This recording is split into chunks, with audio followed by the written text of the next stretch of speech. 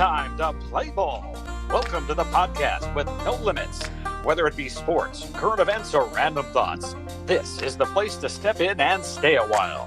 Your host is a proud alumnus of Rio Hondo Prep, a former minor league baseball umpire, and a man with strong opinions. Welcome to the Get Home Safe podcast and your host, Matt Hersema.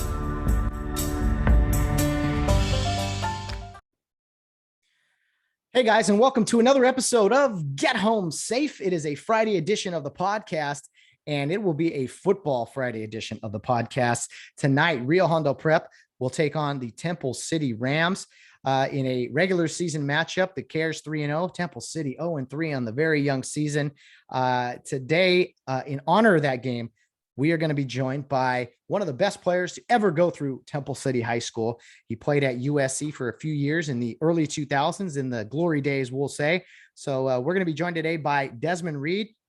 Thank you to Sean O'Leary for help setting this up, my good friend, former baseball coach, who was on the podcast on Monday talking to me about the Rio and Temple City game. It is my privilege to have Desmond Reed on the program today. Very much looking forward to this. He and I have never talked before, but looking forward to having a conversation with him about football, USC, Temple City, what life has been like for him since his playing days. So let's not waste any more time. Let's get right to it and bring on former USC running back, Desmond Reed. Okay, it's an honor to be joined by former USC running back Desmond Reed, a member of the class of 2003 from Temple City High School. Our alma maters are playing each other this Friday night, Rio Hondo Prep against Temple City High. Arguably their hands down best ever player who played for the Rams there. Desmond Reed, it's a pleasure to have you on the Get Home Safe podcast. Thanks, Matt. Appreciate you having me, man. Looking forward to it. Hey, man, you got the nice background there. For those not watching on YouTube, you got the Coliseum. It's empty. It looks like you're coming out of the tunnel, man. A lot of good memories on that field, huh? Yeah, most definitely. Wouldn't trade it for the world. And, now that everything's going on at USC, I'm kind of looking forward to us getting back to our glory days. Yeah, well, you were there during the glory days, man. You redshirted in 03, and then you played 04 through 07 on two national championship teams. I don't care what anyone says about taking one away. There were two national championships, in my opinion. Mm-hmm. And, you played there, the Rose Bowl 06, the most legendary college football game ever, unfortunately, with Texas winning. But let's get right to that, Desmond, and talk about the recent news with your alma mater. USC fires Coach Clay Helton 2 games into the 2021 season. What are your initial thoughts, man? Oh, I love the move. Honestly, he's a great guy. His players seem to love him, but when you have 18, 19, 20-year-old kids, students, young adults, whatever you want to call it, they need discipline. And that was one thing that he didn't deliver and make a big part of his experience at SC. I just think that allowed for a lot of mistakes, missing assignments, missing tackles. He kind of held his program as if it's NFL guys, like they're good enough to get here, so therefore they should know how to act or how to practice, how to be students of the game. And when you have students that young with all these distractions going on, you need to do more. And I think that was his main issue. And I'm excited for the move and just looking forward to the future, and hopefully we can get back to our glory days. Yeah, you got that right. And what's crazy is, Desmond, after the stability of Pete Carroll, your former coach, they've had 3 consecutive coaches now that were fired.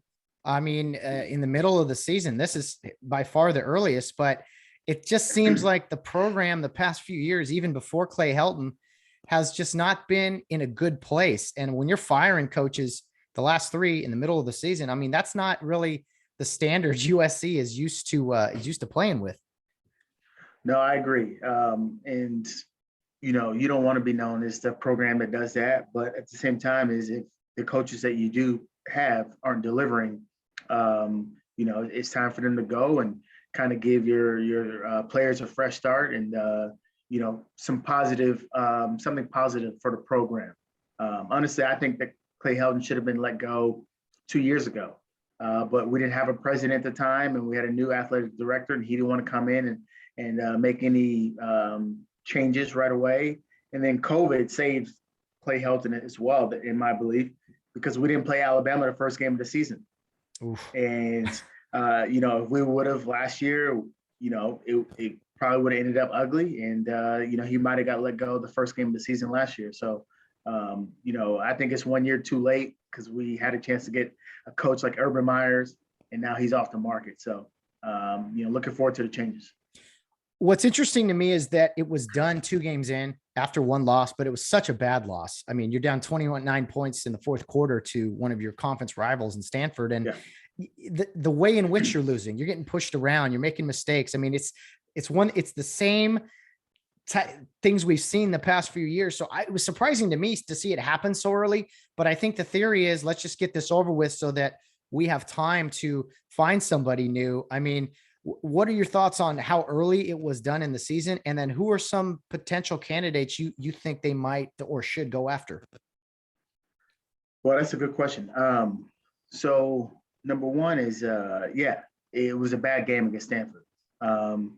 Stanford is they have a good program. Obviously, they're not the top. They're not at their A game right now either.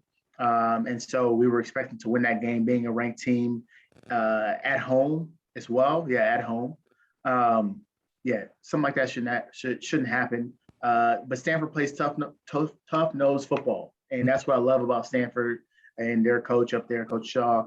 And if you're not ready or prepared, they're gonna smack you in the mouth, and that's exactly what happened. And once again, we shouldn't have lost that game. But just imagine if we were playing one of these SEC schools or even a team like Oregon or UCLA right now, the way they're rolling. Mm-hmm. It would have been the same results. And so we need a change. We need to toughen up and strengthen our core. And I think that's where I think we're headed in the right direction. Hopefully, we'll see with the new coach and the changes that he makes. But as far as coaching candidates, that's a tough one. I know a couple of years ago we offered Chris Peterson. I'm not sure his personality is a good fit for LA lifestyle and recruiting down here in LA, but obviously he's a good coach. I mean, we really might have to steal somebody from one of the programs that they're not as big as the SC. And hopefully this would be like their dream job. We can steal them away. I really don't have too many candidates in mind. Chris Richard actually is one big one that's been coming up amongst me and some of the alumni and old teammates. He's an SC guy. He knows the culture. He played here. Obviously, he coached up in Seattle with Pete Carroll. He coached the Dallas Cowboys. So he knows the type of talent that he needs to get those guys to the NFL, but also to build a great program. So he would probably be one of the top choices for me right now. And I guess I need to do some more research to see who else is out there and we can possibly steal away. Yeah, no, there's no doubt. I mean, I think Chris Peterson obviously comes to mind. He did great work at Boise and Washington.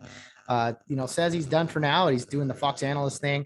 I look at alumni, potentially Jack Del Rio, who's coached in the NFL and a great alumni there. So it's interesting to me when, like you said, well, I don't know if he would fit LA type of thing. The same thing was said about Ed Ogeron, right? And all he does is go wins a national title at LSU because he doesn't fit or whatever. But and they're struggling now, so who knows? It's a fine balance, right? In finding that SC connection and just the guy that can fit LA, but ultimately it's the guy that can produce the best talent on the field for the Trojans. Yeah, I think that was a blown opportunity letting go Coach O. He was there when I was at SC. I could say Pete Carroll is a player's coach. He's all fun and games and high energy. And Ed Ogeron was the dog, and he was the one that would instill toughness and discipline. And he would jump down your throat if you messed up. And so I got a lot of that my redshirt freshman year. But after I kind of got my things in order and bought into the program, he became one of my favorite coaches, and he loved me. And I think we blew the opportunity because he was the interim head coach twice when Sark got fired, but also when Kiffin got fired, I guess, first. And he had a winning record. I think he was like 5-1 one year, and maybe 6-1 another year. I can't remember his exact record, but he showed that he could win. He showed that he had the respect of his players. He showed that they came prepared as well. And he's also a great recruiter. And, once again, we let him go, and he went to LSU and won a national championship. So, we haven't won a national championship since 2005, I guess. That could have been our championship. Obviously, different players, different staff, but, I think that he's building a good thing down there. They're struggling this year, but, I think they just need to find themselves and get back to, LSU type of football. I hear all the time, oh, those players love him. Oh, they love playing for him. I would think that's not just him, but you hear that phrase said a lot. And it's just like, okay, I can't imagine there's too many players that don't love the guy they're playing for or want to run through a wall for, or tell me, because I haven't been to your level. I mean, or does that happen? Is it where we don't really like this guy maybe at times, or we've given up on him? Does that really happen? Yeah. So you're right. Most players do love coaches, and that's just how it's going to go, because it's you're in the trenches together, and you're going to war every game, and so you build that love type of relationship and father figure as well. But the difference is that you look at coaches like Edo, you look at Ed Orgeron, you look at coaches like Nick Saban, Bill Belichick. Some of these guys are just, you seeing them chew guys out on the sideline when they mess up. And a lot of people go, I can never play for him. I never want to play for him. Yeah, but the difference is that when you play for a coach like that, they're going to dog you when you mess up, but they're also going to love you when you do great. And they're going to show you that love, and they're going to show you their appreciation for your hard work and your sacrifice. And you couldn't ask for anything better, because they want the best from you as a player. And especially as a college coach, if you get the best out of me, that means that hopefully I can now, I'm sharpening my tools to get me ready for NFL. And, and that's where, 99% of these guys, their dream is to go to NFL. And so, it's all worth it at the end of the day, getting cussed out when you screw up. But, that just makes you a better player at the end of the day. You never had to deal with this in college because you had a great staff and a great team. But for those players right now, maybe you had friends or whatever who went through this at other schools, who had coaches fired. What do you think the players' emotions are right now that their head coach has been fired 2 years in? They've or two games in, and they've been hearing this for years now. Do you think players feel this like sense of guilt, or like, oh man, this is our fault? How do you think players are reacting to this? They're probably just disappointed. I don't think they feel guilty, because, hopefully they don't. I never had the experience of coach being fired, but hopefully they don't feel guilty, because, and because their performance is not really make or break that coach getting fired, right? It's a collective, it's a whole, it's built up over the last couple seasons. It's not just one game. It's not just one play.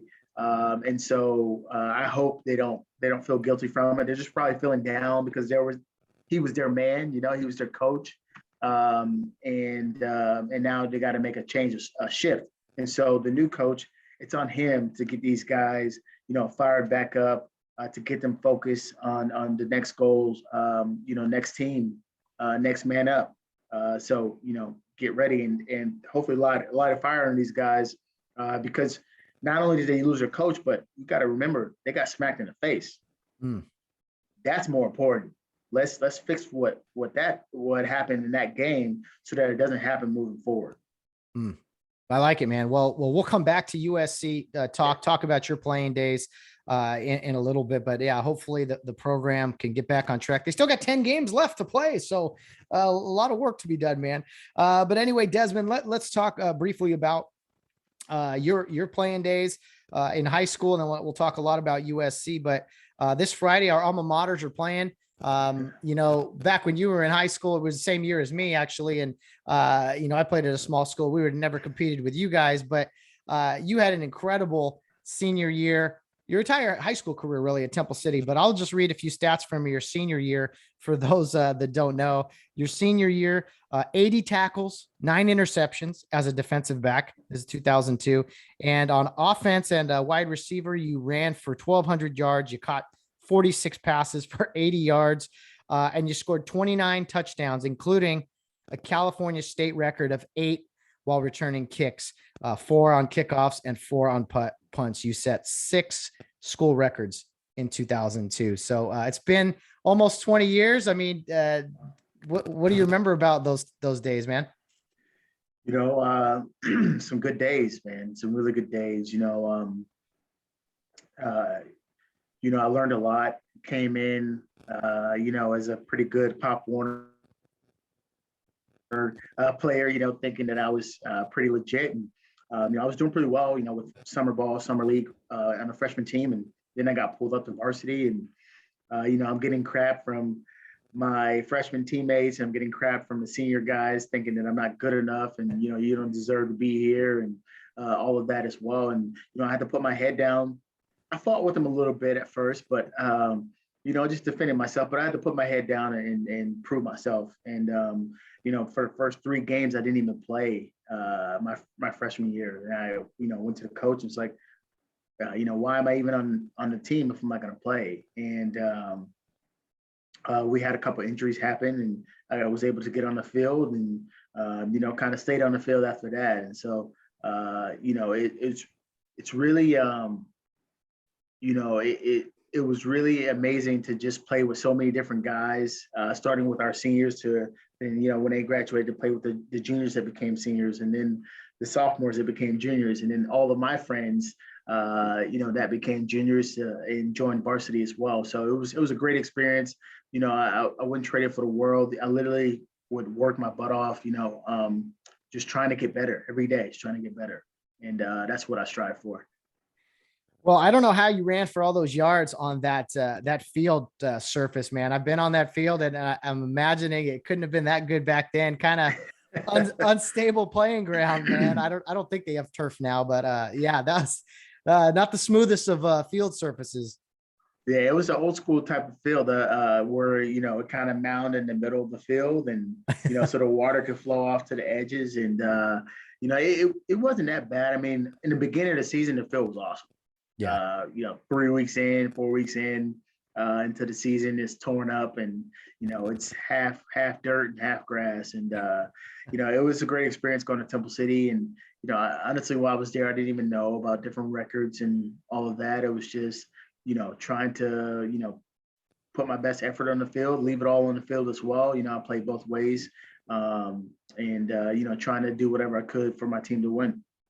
Well, I can't believe anyone would kick to you after, a couple kick return for touchdowns. Is like, I think it's a bad idea. Eight kick returns for a touchdown your senior year. And if you had to what was one of your favorite memories from playing football for the Temple City Rams?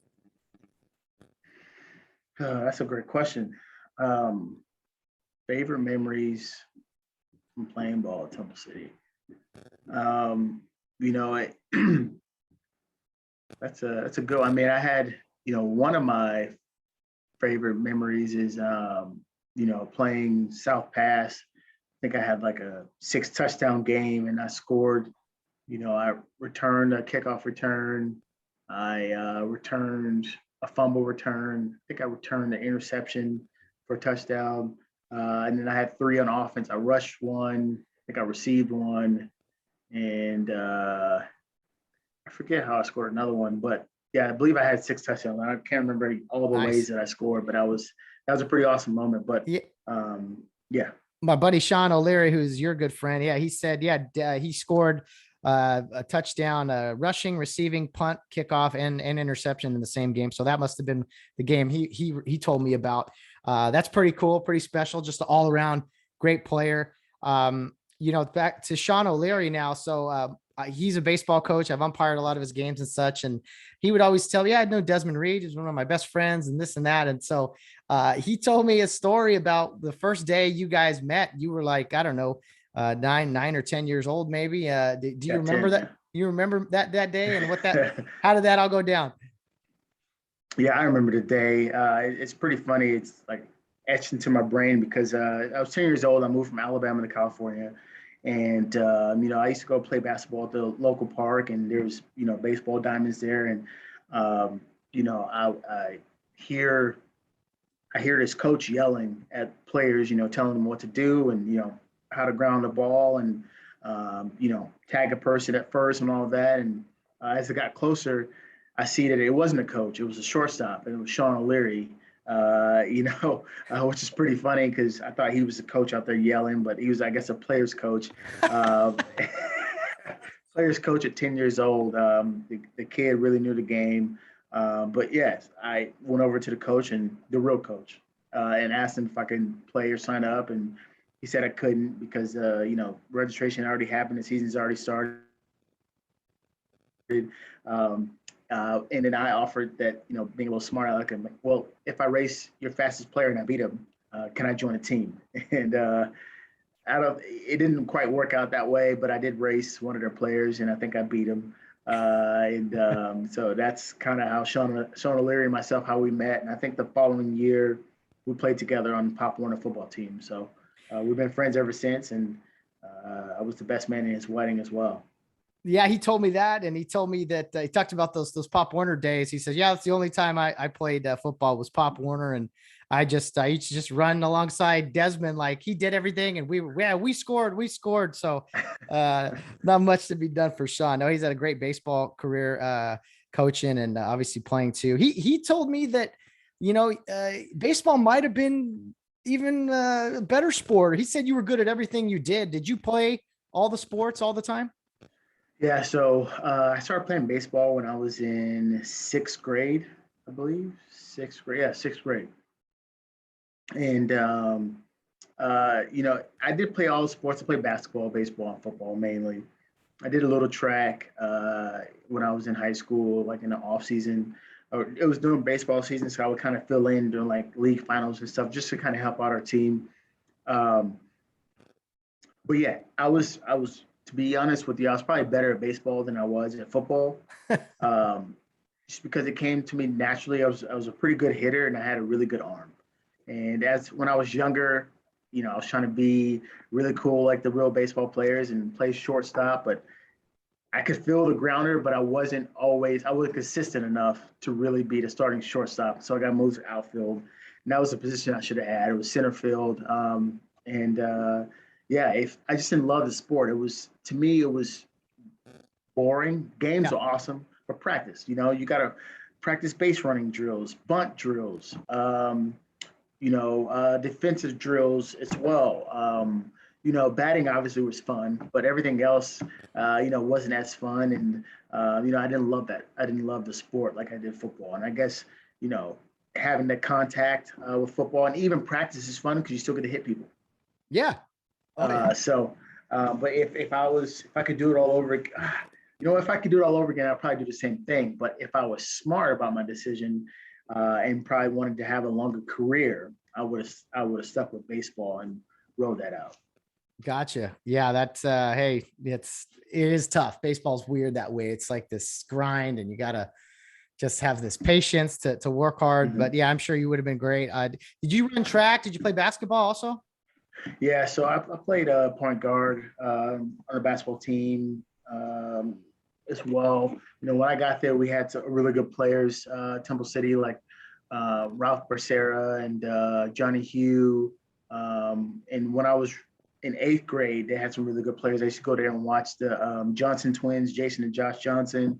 When I got to Temple City High School, I played basketball, I played point guard, and I was brought up to varsity as well. And so, kind of was a role player in the beginning, and then I guess I ended up starting. But it was fun. I ran track a little bit just in the, times where I could get away from baseball to go run track. I would. But I guess looking back on it, like in my football career, if I was smart, I would have ran track and not play baseball to help me with my football career. So Yeah. it's just funny. So Oh yeah. we'll see when my kids are in that position. I'll be able to coach them the right way. There you go. I love it when guys play multiple sports. I think it's good for kids, especially, not just be stuck on one, but to bounce around and try things you're good at, things you're not good at. I think you learn lessons either way. And I'm trying to think, we might have played you guys in a summer basketball league. You may have been doing football stuff or whatever, but yeah, Temple City had some good shooters. One guy in particular, I can't remember his name, but you probably mentioned him there. Since we were the same age and everything. So yeah, all the sports.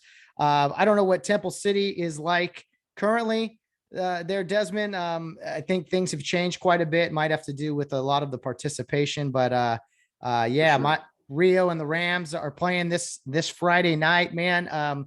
So I'm glad that you're on here. We'll release this episode on game day on Friday. But do you ever get over to, well, you live in, I think, Texas now, but do you ever get over, or have you been over to Temple City in recent years?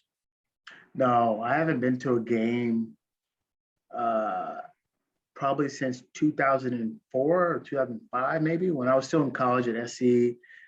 Sometimes I would go home. I think I went home for like the following year for like homecoming to watch one of the games, but I think that's the last time, either 2004 or 2005. It's the last time I've been to a home game or any type of Temple City game. Last time I've been to a high school football game as well. I've been out here now in Texas for 11 years, almost 12, I believe. And I still haven't been to a high school game here either. Now I need to. I've been talking about it for years, but it's just haven't pulled the trigger and made it happen yet. So, but yeah, I know Temple City has been struggling here in recent years with participation and getting numbers. And I think that in the whole program this year, I think they only have like 30 players, 35 players, 40 players. So that's a very low number. I've never seen anything like it. And, it seems to be that for the last couple of years, it's been around that number as well. And so it doesn't seem to be getting any better. Well, and that has to do, 30 or 40, that might seem like not a big deal to some people out there, especially small schools like Rio. But this is coming from a student body of what, over, I mean, I don't know how big, at least over 1,000, 1,500 kids, maybe? Yeah, when I graduated, we had 1,600 kids, so 400 each class. So I'm guessing somewhere still around there. And yeah, so you would think you would have more kids playing the sport that you can pick from, but it's slim pickings at Temple City. And I guess I'm still just thankful they still have a program. Yeah, it's sad, man. It's because some programs have faded away just for lack of participation. Safety is always an issue too, but it's sad because high school football, it still is, but it used to be so just, I don't know, community involved, and just like, it was awesome. The whole school would come out. It's the only time you see the entire school at an event really outside of school. And so I've always had a big appreciation for it. And I'm with you. I want to get to Texas sometime to see a high school football game, just to hear what all the noise is about. Cause it's on my bucket list for sure. Okay. Well, awesome. Well, anytime when you come in town, you can stay at my house.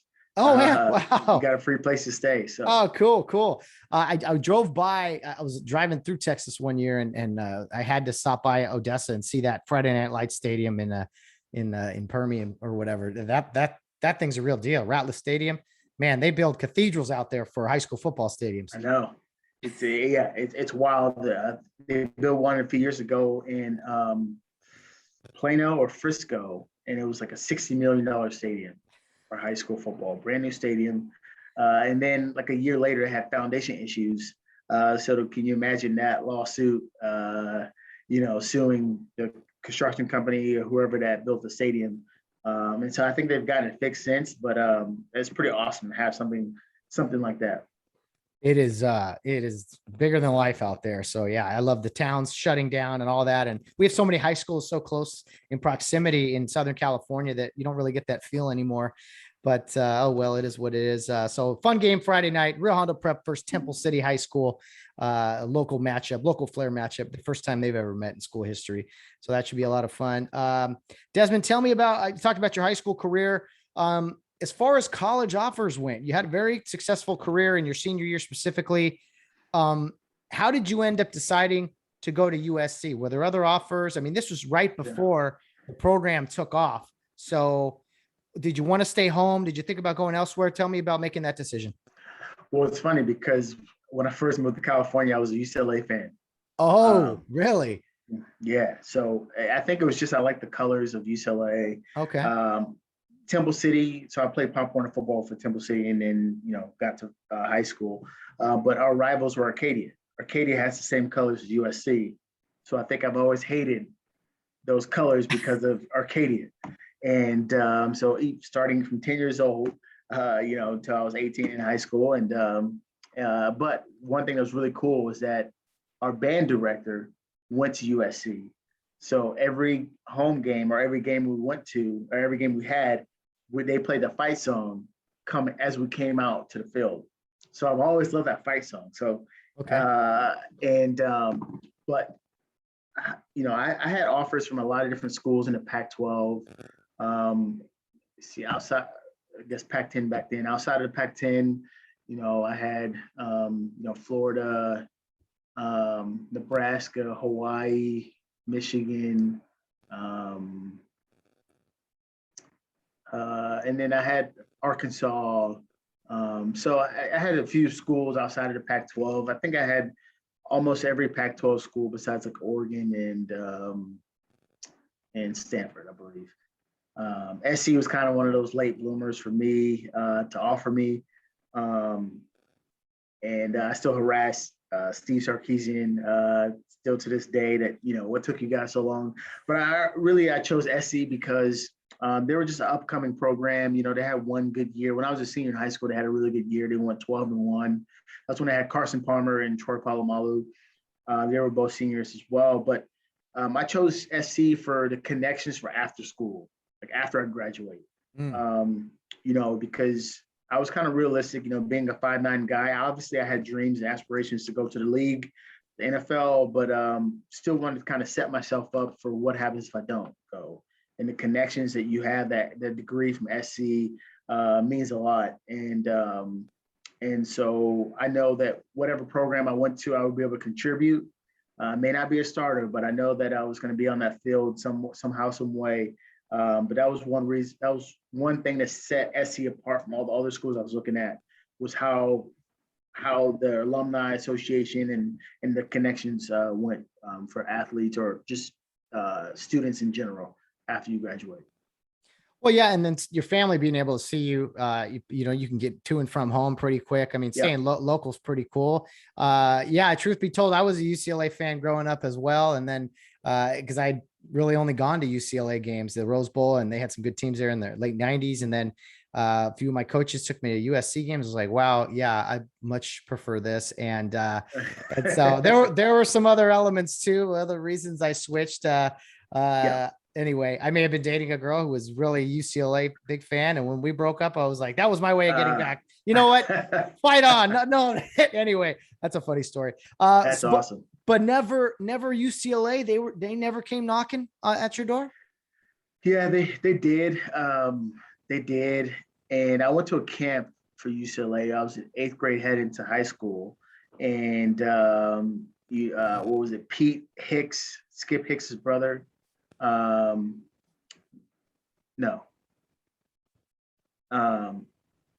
Skip Pete, Rodney Pete's brother. Oh, who's with Dallas now? Who's with Dallas now. He was a running back coach for UCLA at the time. And so, he was riding me out to some scrub, get in line, run faster, get up quicker, all that type of stuff. So, but it was a good camp. It was an eye opener. I got to see, how talented a lot of these recruits were. One guy I still remember, I don't remember his name, but he played running back at Los Altos. That's where Sean Cody went to school. And he was a junior heading into a senior year. And this guy's footwork was amazing. I just remember being blown away. And, I'm like, man, how are you so good? What are you doing? And he's like, we work on this all day long, or the whole off season. After practice, we have a gym. And I'm just thinking, like, all we have is, we have like our weight room is tiny. We don't have a lot of equipment. It kind of reminds me of like, it's sad to say, but it kind of reminded me like a prison. It's like, weights are scarce and, just not a lot of weights and not a lot of benches and all that as well. We just had to make do what we had. But so it was, that opened my eyes about UCLA and kind of also the, what type of things I should be, doing and kind of working on. But yeah, they offered me, but they came, they didn't show me the love like everyone else was showing me the love. Yeah. It was more like, hey, we're interested, but, we'll keep you on the back burner if like something else doesn't work out with some of these other athletes. I think that's kind of feeling I got from them. Sure. So you go to SC, and Pete Carroll had just recently gotten there, and I think they had won the Orange Bowl against Iowa, right? And Yes. So you show up, and you played both ways in high school, and I believe your freshman year you redshirted in 2003, but you were looking to play safety and cornerback. And did that have anything to do with the fact that this guy named Reggie Bush showed up on campus too? No. Every school, if you're an athlete and you have you're up against a guy or athlete like Reggie, you probably should switch your position. But that wasn't my case. Every school that recruited me as a defensive back for the most part. Mm-hmm. Some just recruited me as an athlete just because I went both ways, and also was a punt returner, kickoff returner. And so SC recruited me as a DB as well. And so when I got here, I played defense. I played safety. I played corner. They recruited me as a corner. Before I even got to campus, they moved me to safety. Ended up redshirting. So the extra players that redshirt become scout team offense against our starting defense. Oh. Yeah. So therefore, I was whatever team we were playing, I was their best player. So if we played Washington, UW, they had Staubach as their quarterback. So I was a running quarterback, and I could throw the ball pretty well too. So when we played UCLA, I was Maurice Jones-Drew. We played Cal, I was Marshawn Lynch, or whoever it was. And so I did really well on offense, and actually I did really well on offense to where they decided to move my position to offense. So, wow. So I actually joined the running back room after they had Reggie and Lindell already on the team. What a great story for those guys out there who maybe are frustrated that they're not getting an opportunity or they're being asked to do something they don't want to do, playing scout team, and just to take advantage of what's in front of you, because you never know. Someone's going to notice great effort and excellence. And man, what a great story. Then you get to be in the running back room with two of the best running backs in U.S. history in Lindale and Reggie Bush. And then they have Herschel Dennis was there, Chauncey Washington was there. Herschel Dennis, yeah. So we had a really, really big David Kurtman was the fullback, Lee Webb was a fullback. So we had a really Brandon Hancock was our fullback. So we had a really great running back room. Plus we're learning from one of the best, Todd McNair, who's now the running back coach for Tampa Bay Bucks, who won a Super Bowl last year. So he was a big special teams guy, third down running back as well. He played for Kansas City Chiefs for 10 years, captain and such. Never started. So that just tells you what type of person he was. So when I say he was a dog, he was a dog. I mean, he got after it every chance he got. He played every special teams, and he never started running back. So, that's a big deal when you can stay on the 53-man roster for that many years and not be a starter. So it was a great opportunity for me to learn from him, learn the game from him, all the ins and outs about, being a true college football player from a guy like him. So it was a great experience. That's incredible. And that was at a time where USC defensively was really what was kind of putting them on the map. And then the flash and the big plays and everything kind of did during that era. But when it first started, man, I just remember the defense. No one could get yards on SC, it seemed like. And so I got to ask you this. I know you ended up eventually playing running back, a lot of kick returns. What did you played both ways in high school. What did you like better? Did you like defense better? Did you like offense better? Or was it kind of right down the middle? I love hitting people. But as much as I love hitting people in contact, I love having the ball in my hands. That's my most favorite of all time. So I enjoy running back a lot better, a lot more than I did defense. Just because I love having the ball in my hands and making moves.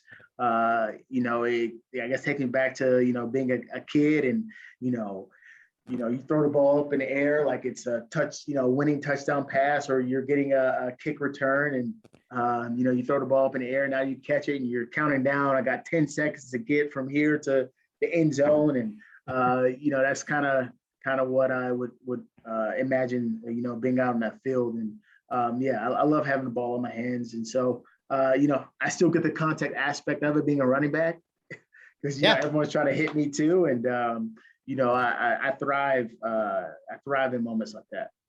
Oh, definitely. And I think you got a lot of carries over the years, but I think your most significant role for the Trojans was as a kick returner, punts and kickoffs, 1,212 all-purpose yards during your career. Some big return. Again, you're in the same room as those guys you mentioned. It's tough to get carries.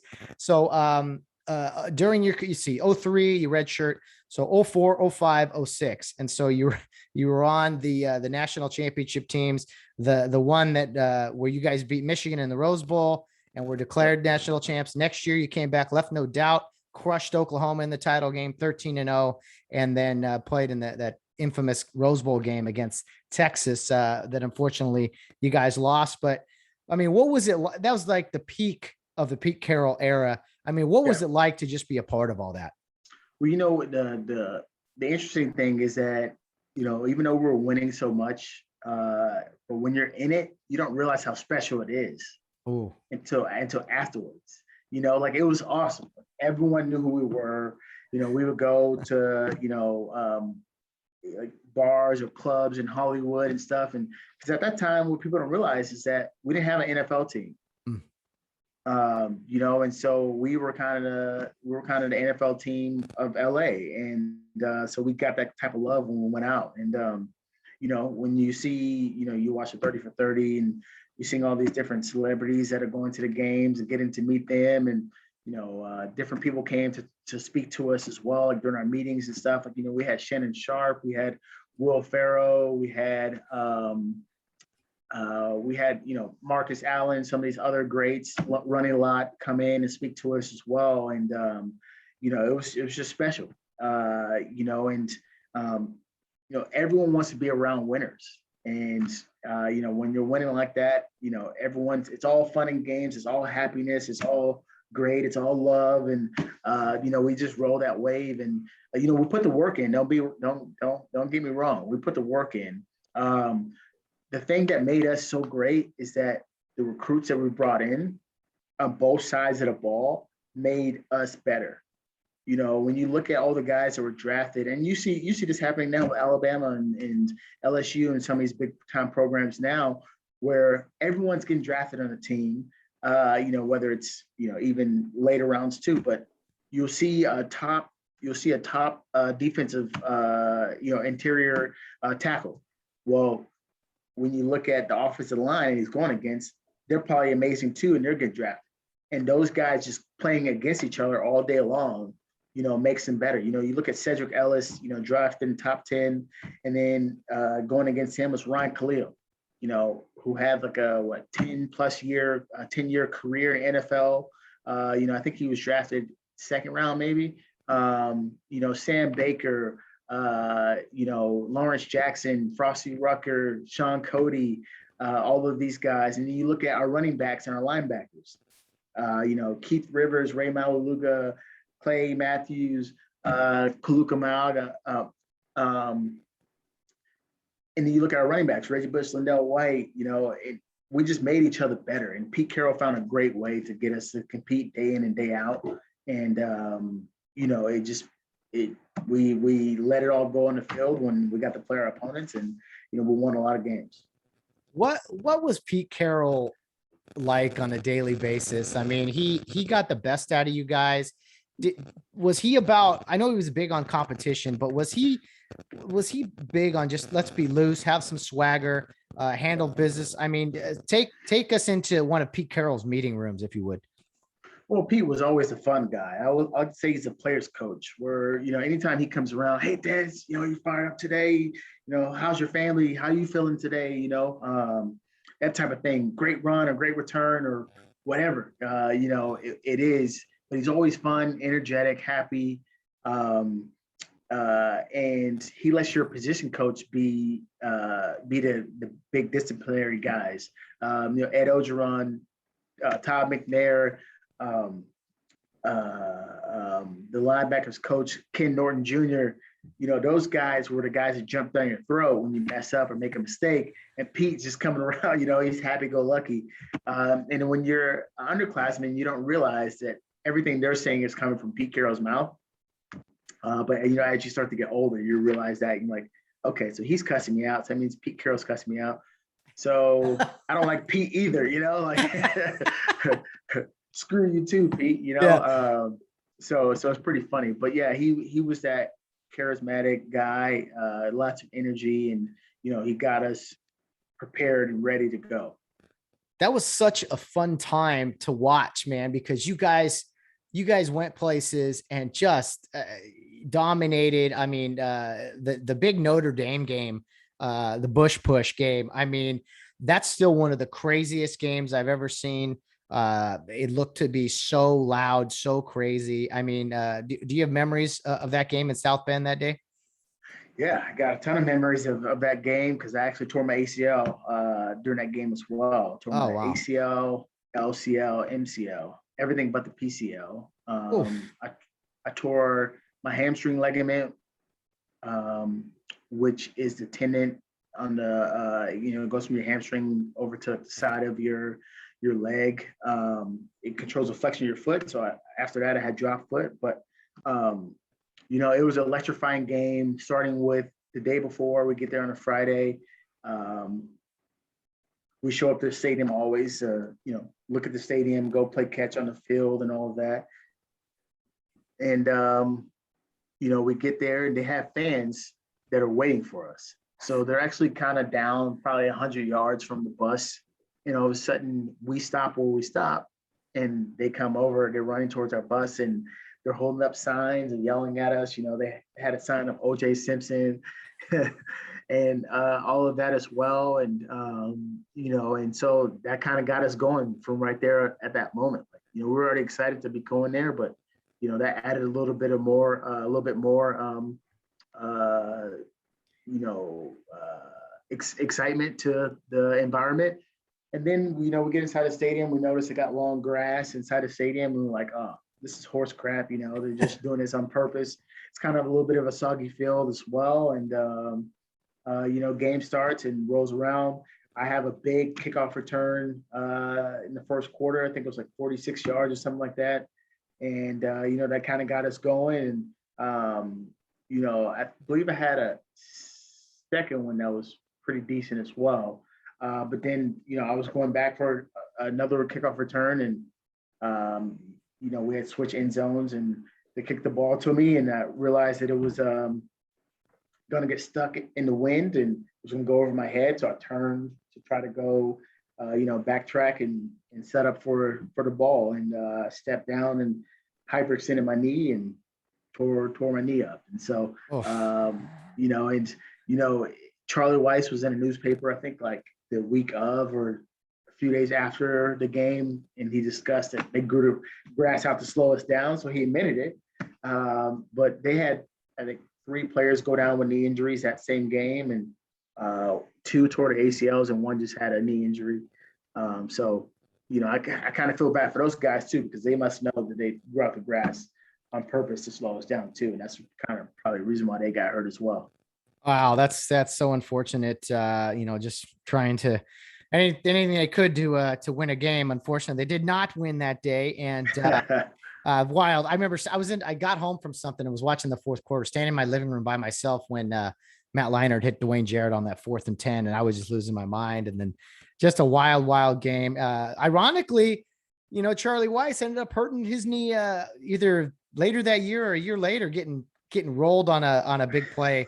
So I don't know. Sometimes payback. What comes around goes around, right? Goes around. Exactly. And and I agree with you on that. It was returned. That energy was returned to him. And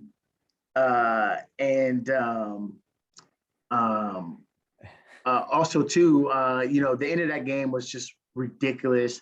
It's a packed stadium. Both teams are going back and forth, scoring left and right, and with the inning that happened with, Matt Leinart fumbling out of bounds, their whole student body rushes the field as the time kind of ran off the clock, but the referees had to go back and review the play and realize we had 3 seconds left.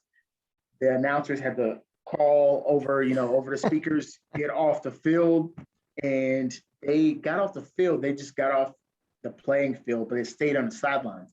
So all those fans were still on the field. And then we get one more play, and that was a push. Reggie pushes Matt into the end zone. We win the game, and it was one of the best games, in history of college football, and it just made it that much more special that they all ran onto the field, and they had to get off the field. And then we win on the next play, and just watch the energy and the air in the crowd in that stadium just be, let loose, and we just celebrated all night long. So it was amazing. Watch this up close, Irish. You get to watch this. Watch this happen to you up close and personal. That's hilarious. You guys had some incredible games. I remember Virginia Tech, Arkansas, some fun games that just went and like beat teams. Just like it was just a swagger, like they couldn't lose. And then unfortunately, you talk about biggest games in college football history. You guys get to the 05 season, dominate, get to the national championship game, January of 06. You run into those Texas Longhorns. Guys had a 12-point lead in the fourth quarter. I mean, you lost that night. What are your memories of that was a loss, but again, one of the biggest games in college football history to ever be played? Yeah. So the thing was too, is that when we played Notre Dame, so that was the Bush year, the same season that we lost to UT. So we were both, I think, 1-2 headed into that game, USC and Notre Dame. They were saying whoever won that game would probably win a national championship. And so we won, right? We go to national championship playing UT. They got really great players as well. But so I had tore my ACL that year, so I didn't play in the game. But so I kind of had like a front row seat on the sideline. And we were in control of that game. We kind of jumped out on them a little bit, and a little bit of fighting back and forth, but we were in control, being up by 12 points, I think with 3 minutes left to go in the game, and we have the ball. It's pretty impressive to lose that, lose that game. We didn't even think that would be possible. But then, it's fourth down, 3 minutes left to go. We have the ball. We run a play with Reggie Bush or Lindell White up the middle. And I guess our offensive lineman had a little bit of issues here in the snap count and didn't move right away when the ball was snapped. And, their defensive end kind of crashed down on that side of the line, on the left side of the line, and, stopped Lindell. And Reggie was off the field. So then, that was kind of, a what if situation to what if you had Reggie Bush on the play as a decoy? Mm-hmm. That would spread out the field a little bit more and leave some room for Lindell to run the ball. And, but then they UT kind of did their thing and made some big plays. And then you finish it off with Vince Young, running into the corner of the end zone. So that was big. But there was also a couple controversial plays in that game as well. Reggie Bush pitching the ball back to one of our receivers that wasn't ready for the ball. Vince Young had a play where they ran an option play on their side, towards their sideline, around the 30-yard line. He gets tackled. His knee is down. Yeah. He pitches the ball. They score. They could have scored a few plays later, maybe. But the thing is that play should have been called back, and that we should have got another chance at that as well. So, I think there was one other controversial play, but that big play right there stands out to me because he was clearly down. His knee was down, and he had the ball still in his hand before he pitched it. Yeah, that was a tough one, and unfortunately, that's That's football. Crazy things happen that you can't explain, that make no sense. And that's just how the ball bounces sometimes. I do know that like a lot of people were critical of Coach Carroll for that decision. My thought was it's easy to criticize when something doesn't work, but I look at it and I'm like, you know what? That was the right play. Because if you give the ball back to Vince Young after the way the night had gone, he's probably going to go up the field and score. If you get this first down, you win a national championship. And there was nobody better on earth in short yardage than Lendale White at that time. Yeah. Reggie Bush was a big play guy, but you needed 2 yards and Lendale was the guy. And it's interesting to hear it. I had never heard it said that way, where there was a lineman who heard some, didn't quite get the jump on the ball. Yeah. So that's football, man. What can you say? It is. And unfortunately, it didn't go our way that night. But I think if we play that game 10 times, we win it 8 times. Oh, that's just, it's easy to say now, and that's my feeling about it. But, that was just, to dominate the game like we did and to lose it, that one's going to stick with me forever. Yeah, in the Rose Bowl right there in our backyard. And oh man, that was a tough one for sure. But I three-peat, ain't going for a three-peat too. So that adds more flair to it. Oh, you're right. Now I'm gonna drown myself in the sorrows tonight thinking about that game. It's only been 16 years, but no longer. Yeah, not 16 years. So anyway, we talked about your injury. I think I brought your name up to a few people. Another friend of mine, Chris Fisher, who was he got into broadcasting, and he's now the play-by-play guy for the Oklahoma City Thunder.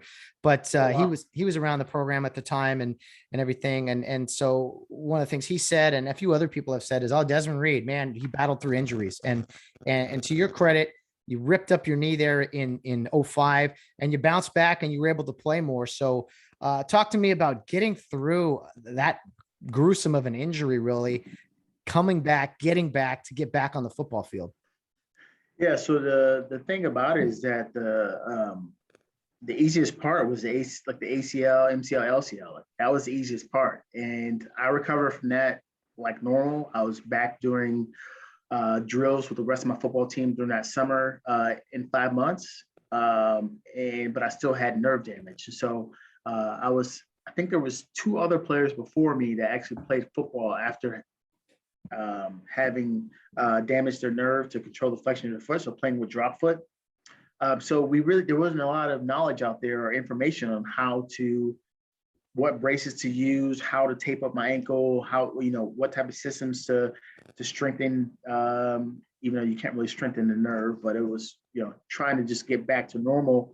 And so we kind of had to come up with our own stuff. And, I was able to find a brace that would help me, so I would tape my ankles, then I would put a brace that it was kind of like an ankle strap.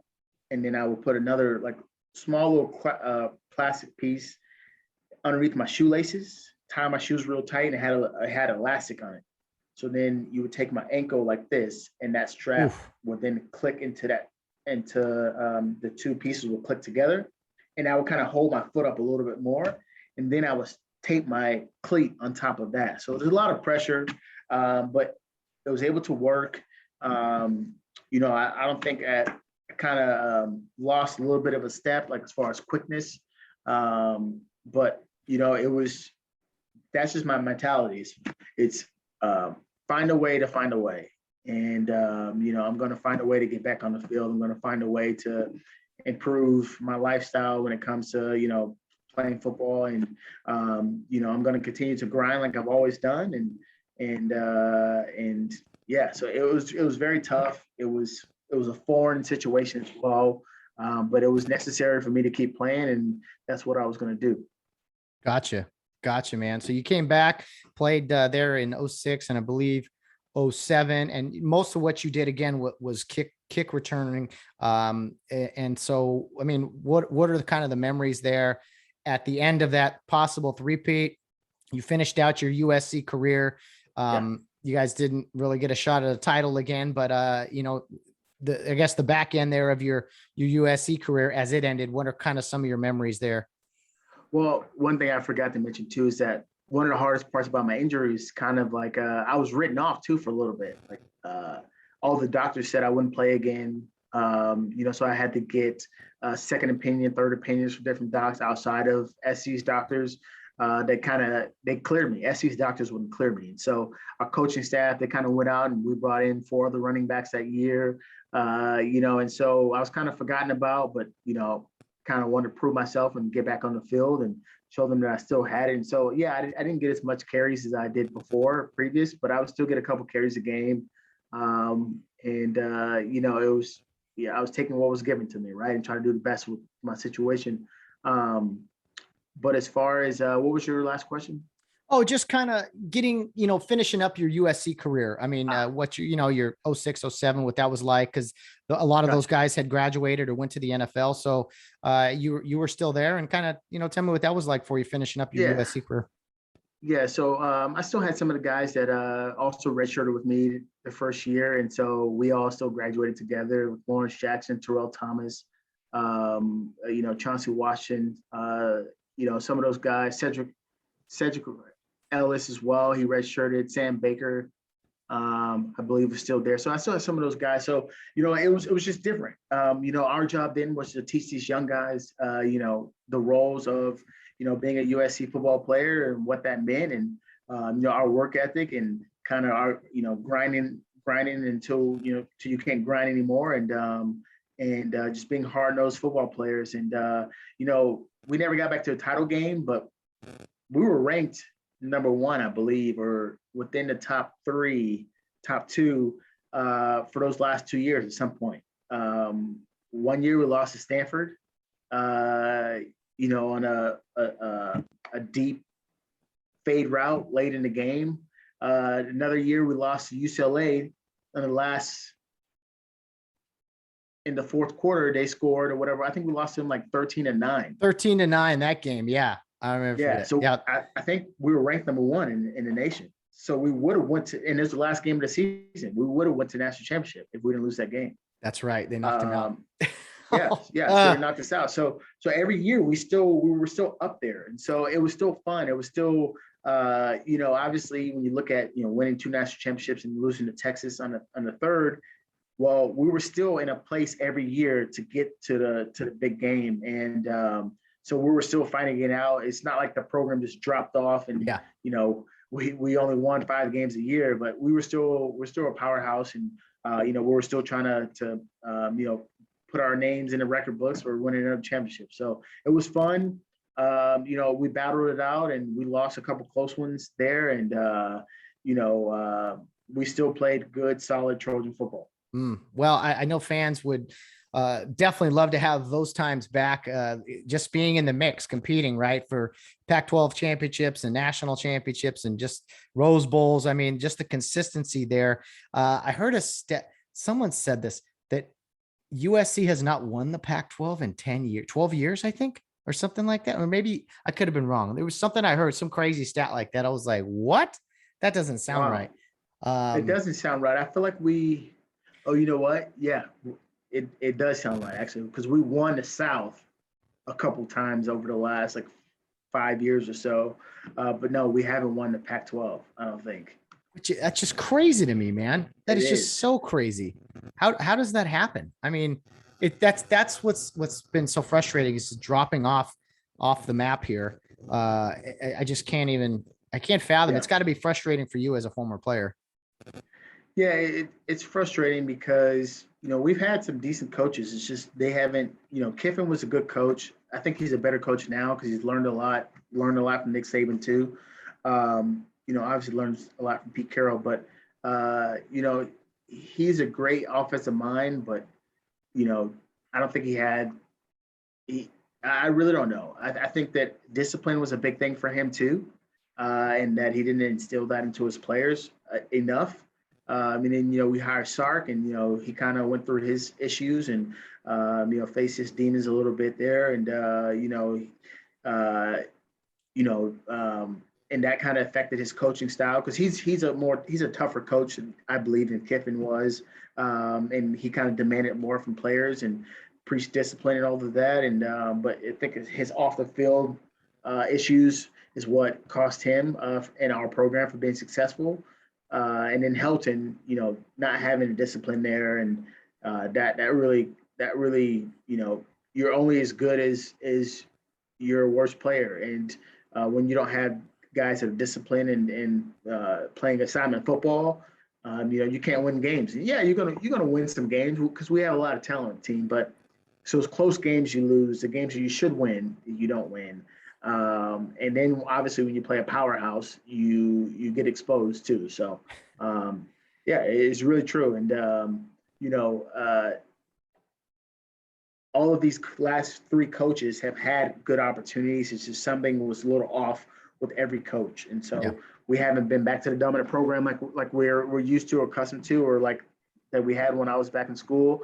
And we're hoping that the next hire will be a tough-nosed coach and can get us back to playing good assignment football. Yeah, definitely. For correction here, yeah, it was that's what I heard. USC has won one Pac-12 title in the last 12 years. So the recent one was 17, and they have not won a Pac-12 title before that since 08. So crazy. One title. This is just a conference title in 12 years. That's just not up to standards for USC. And let me see. 1, 2, 3, 4. Yeah, that was Sam Darnold's year. That's right. Yeah. And then, I mean, from 2002 through 2008, 1, 2, 3, 4, 5, 6, you're looking at 7 Pac-12 titles in 10 years or whatever, excuse me, 02 to 08, not that, whatever that is, excuse me. But, so just, it was consistent. You're always in the mix, even if you didn't win the conference. So, but now it's just like, oh man, that's like a big goal now. Yeah, and actually, I forget about Sam Darnold. Like, I don't know how I forget about him, but because he's what put us back on the map and won the Rose Bowl, beat Penn State and that comeback. But Sam Darnold is the reason why Clay Helton even got the extension, has been at SC for so long. Because let's not forget, Sam Darnold wasn't even a starter that year. It was the third game of the season. I think we had lost to Alabama their first game, and we were 1-2, I believe, heading into the third game. And then they put Sam Darnold in, and he just changed our whole program just like that. We won the Rose Bowl, I think, that year as well, if I'm not mistaken. Mm-hmm. And then the next year, we had a pretty decent year because he came back again, I think, for his junior year or senior year. We just put a lot of wins on the board, right? I think we were like 10-2 or something like that. And so that made Clay Helton look better than what he was. But it was really Sam, because if he didn't play Sam, we don't win the games that we did. And I think that just made him look better. Obviously, when there's a good quarterback, there's always a good record for the most part. And it's not always the coach that's the reason why. And I think that's been Clay Helton has kind of been exposed a little bit in that. When you separate, that's another thing. When you separate the wins that he got with Sam Darnold compared to the losses beforehand or whatever else, I think he has a losing record. Yeah. And the losses have just been so bad. There's not really, I don't like being that, oh, it was a good loss or a bad win. It's really no such thing. But the losses have been awful. They haven't been one point, last second field goal losses. They've been blowouts, not even close. And that's just crazy. I can't believe they didn't fire him after that 5-7 season a couple of years ago. So, yes, sir. But finally, what's done is done. USC football hopefully will make a return to greatness here soon. Probably not this year, if I'm honest, but hopefully very, very soon. Yeah. So talk to me about after college, Desmond. Did you get some opportunities to potentially play professional football? Did you get a look in the NFL at all? Yeah, so I ended up going to camp with Seattle Seahawks. This is before Pete Carroll's time, so Mike Holmgren was still the head coach there. Went to camp with them, but ended up getting cut. They were the only team to kind of really take a risk on me, having the lingering nerve damage issues with drop foot. Like even still to this day, I probably only have around 70 to 75% flexion in my right foot compared to my left.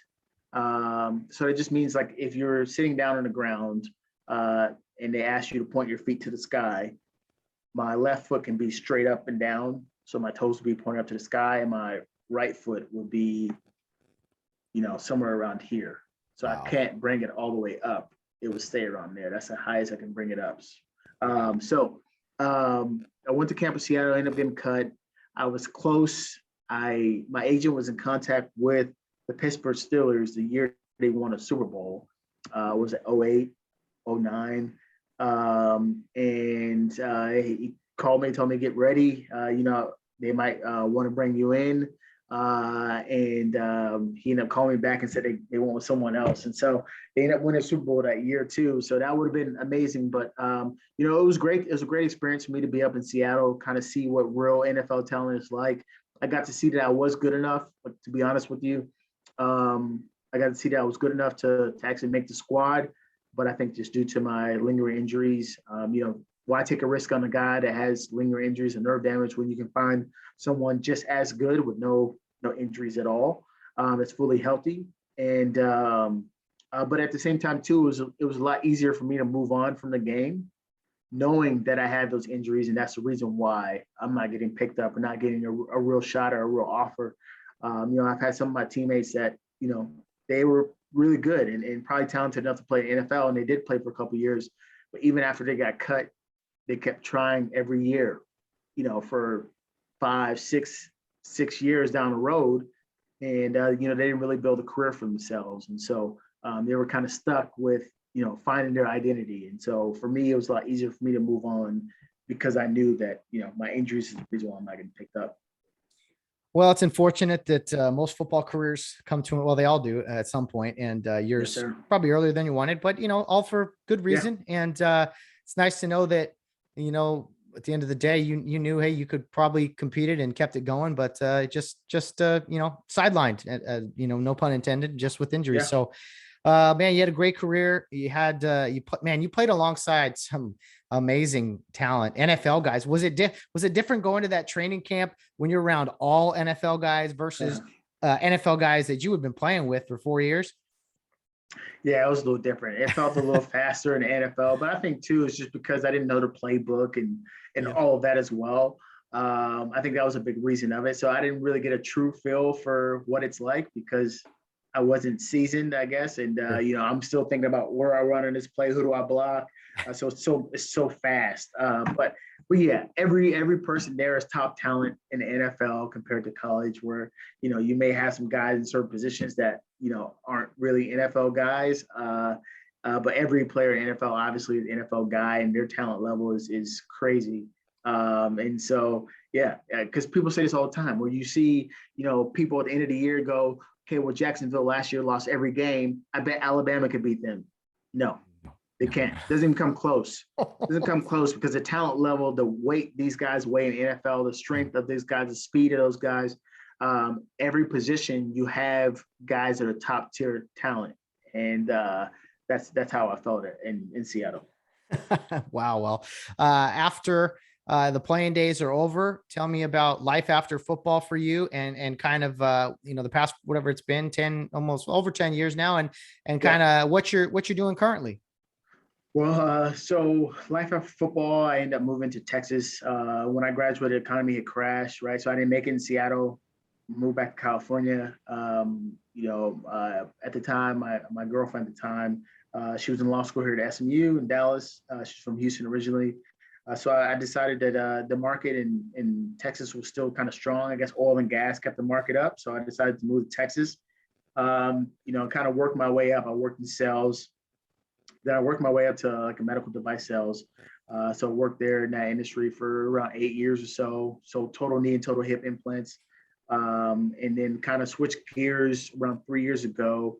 I got 2 kiddos now, 8-year-old little girl, 5-year-old little boy. And so now I work at SMU, Southern Methodist University, as the associate director of recruitment for the engineering department. So I've been here for a couple of years now. I enjoy what I do. And it's a little bit slower paced than I guess kind of what I'm accustomed to as far as the medical device sales, but it's got its own pros and cons as well. So I'm family man now, man, and just trying to move my way up in life and just enjoy what I do. Well, that's awesome, man. The family life there, especially living in Texas, man, because California here is a little rough. Just with a lot of different things. So, man, I envy you living out there in Texas. Good state out there with the opportunities for sure. This has been a lot of fun, Desmond. I really appreciate you taking the time to sit down with me and talk football and talk USC and your playing career and just all your experiences. And of course, your time at Temple City High as, our alma mater's clash this Friday night. So any parting thoughts or words of wisdom to send us off on here, Desmond? You know what? Live every day like it's your last. Put your mind to something. Anything is possible if you put your mind to it and put effort into it as well. Don't be afraid to start something today. Everyone likes to say, when I'm ready or when I have this together or when I could, be in the right positions to do this, do it today. That's what I'll leave you with. Oh, I love it, man. What a great way to send us off. Thank you so much for doing this. Big thanks to Sean O'Leary, good friends with Mr. Desmond Reed here. This has been so much fun and can't wait to put this episode out on Friday, right before the big game between Temple City and Rio Hondo Prep. Desmond Reed, it's been a pleasure, man. All right. Thank you, Matt. Fight on. Fight on. Well, I don't know about you guys, but I am sure ready for some football, whether it be high school football, college football. I am just so jacked up. That was so much fun talking with USC running back Desmond Reed, back from the old heyday, the great days USC hopefully will have here on the horizon. And of course, his days at Temple City as a Temple City High Ram, one of their top alumni playing football back in the day. And man, yeah, I think it's a great time for us to release this episode on Friday, right before the Rio Hondo Prep Temple City game. Very fitting indeed. So big thanks to Desmond Reed and my good friend, Sean O'Leary, for putting this all together, who was on the podcast briefly on Monday with the Rio Hondo Prep preview show with Mark Carson. So thanks all around. Desmond Reed, Sean O'Leary. I was excited about doing this and it absolutely delivered. So I hope you guys out there listening enjoyed it as much as I did here in talking with Desmond Reed. That will wrap up today's show, guys. The Rio Hondo Prep versus Temple City game is tonight in Irwindale Care Park, I believe, unless I'm mistaken there. I don't think it's an away game, but I've been wrong before. Either way, a local game, two local schools playing, should be a lot of fun. And it does look like it is a home game. So it'll be in Irwindale there at Care Park. Desmond Reed, Temple City alum. Thanks again for joining us, and to Sean O'Leary. Looking forward to recapping the game on Monday with head coach Mark Carson. And of course, the rest of our schedule is Bill Barnes, the retired cops, here on Wednesday, and more great interviews ahead on Friday. Already have recorded a few, have stockpiled them.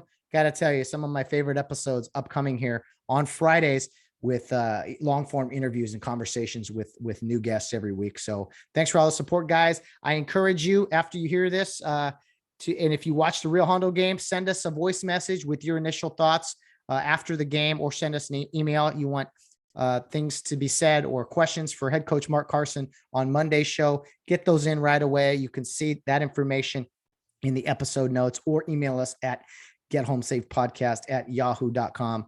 Follow us on social media. Our Facebook and Instagram account is Get Home Safe Podcast. You'll see photos of upcoming guests on Thursdays usually, and additional other information we post on Facebook usually. Twitter handle, Get Home Safe Pod, same thing there. And of course, our podcast email, gethomesafepodcast@yahoo.com. We hear from you guys. Let's keep this thing going. I'm ready for kickoff. Let's get going. Let's kick this football off Friday. Let's kick it off Saturday. Football all weekend, all season long. It's the most wonderful time of the year. Guys, enjoy the game. Enjoy your weekend. And as always, no matter what you're doing, whether you're out on the town or around in third base, get home safe.